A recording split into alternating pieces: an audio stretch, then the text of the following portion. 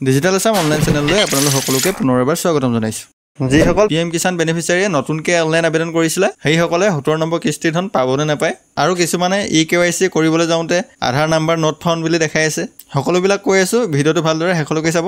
আপোনালোকে যদি আমাৰ এইটো চেনেলত নতুন হয় তেনেহ'লে চেনেলটো ছাবস্ক্ৰাইব কৰি দিব। প্ৰথমতে আপোনালোকে এই পিএম কিষাণ ৱেবছাইটটোত এইটো দেখিছে, এইটো ৱেবছাইটত আহি ল'ব।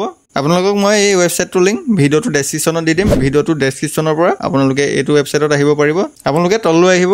তললৈ অহাৰ পিছত দেখিছে KYC new farmer registration, status of self registered farmer, CSC farmers, এইটো দেখিছে status of self registered farmer. এই লিংকটোত আপোনালোকে ক্লিক কৰি দিয়ক। ক্লিক কৰাৰ পিছত দেখিছে ইয়াত আপোনালোকক আধাৰ নাম্বাৰ দিবলৈ দিছে। ইয়াত আপোনালোকে আধাৰ নাম্বাৰটো ফিল কৰি দিব। ইয়াত দেখিছে মই আধাৰ নাম্বাৰটো ফিল কৰি দিলোঁ। আপোনালোকেও আধাৰ নাম্বাৰটো ফিল কৰি ল'ব। আধাৰ নাম্বাৰটো ফিল কৰাৰ পিছত ছাইডত দেখিছে কেপচা কোড, এই দেখিছে ইমেজত, এই ইমেজত যেনেকৈ কেপচা কোডটো দিয়া আছে তেনেকৈ ইয়াত কেপচা কোড এইটো দেখিছে এই বক্সটোত আপোনালোকে তেনেকৈ ফিল কৰি দিয়ক। কেপচা কোডটো ফিল কৰাৰ পিছত ছাইডত দেখিছে চাৰ্চ, এই লিংকটোত আপোনালোকে ক্লিক কৰি দিয়ক। ক্লিক কৰাৰ পিছত দেখিছে ফাৰ্মাৰ এপ্লিকেশ্যন ষ্টেটাছ, ইয়াত আপোনালোকৰ এপ্লিকেশ্যন ষ্টেটাছটো আহি গৈছে। মই যোনটো একাউণ্ট লগ ইন কৰিছোঁ সেই একাউণ্টটো দেখিছে অলৰেডি ৰেজিষ্টাৰ্ড হৈ আছে পিএম কিষাণ পৰ্টেলত। আপোনালোকে ইয়াত দেখিছে ষ্টেটাছ, আপোনালোকৰ যদি ৰিজেক্ট হৈছে ইয়াত ৰিজেক্ট বুলি থাকিব।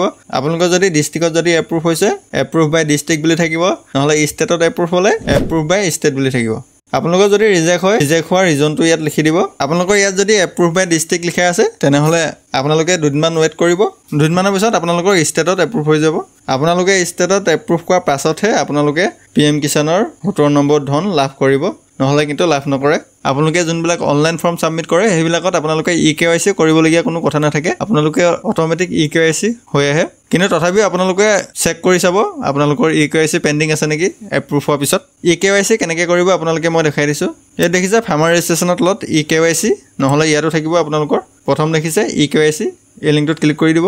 ক্লিক কৰাৰ পিছত আধাৰ নাম্বাৰটো ফিল কৰি চাৰ্চ বটনত ক্লিক কৰি দিব। ক্লিক কৰাৰ পিছত আপোনাৰ মোবাইললৈ এটা OTP যাব।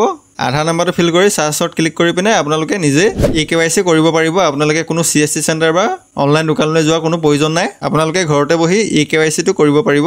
অলপ আগত যে আপোনালোকক যে দেখালোঁ ষ্টেটাছটো কেনেকৈ চেক কৰিব, আপোনালোকে যদি CSC চেণ্টাৰত গৈ পিনে যদি অনলাইন আবেদন কৰিছিলে আপোনালোকে এইটো লিংকত গৈ পিনে ষ্টেটাছ চেক কৰিলে মানে আপোনালোকৰ ষ্টেটাছটো শ্ব' নকৰে। আপোনালোকে CSC চেণ্টাৰত যাব লাগিব। যদি CSC চেণ্টাৰত যাব নিবিচাৰে তেনেহ'লে মোৰ টেলিগ্ৰাম চেনেলত জইন কৰিব। মই টেলিগ্ৰাম চেনেলটোৰ লিংকটো ভিডিঅ'টো ডেছক্ৰিপশ্যনত দি দিম। আপোনালোকে লিংকত ক্লিক কৰি পিনে আপোনালোকে টেলিগ্ৰাম চেনেলটো জইন কৰি ল'ব। আপোনালোকৰ সকলোবিলাক কুৱেশ্যনৰ এনচাৰ মই তাত দিবলৈ চেষ্টা কৰিম। আশা কৰোঁ ভিডিঅ'টো চাই ভাল পালে। যদি ভিডিঅ'টো চাই ভাল পালে চেনেলটো ছাবস্ক্ৰাইব কৰি দিব, লগতে কাষতে থকা বেল আইকনটো টিপি দিব, লগতে লাইক শ্বেয়াৰ কমেণ্ট কৰি দিব। ধন্যবাদ।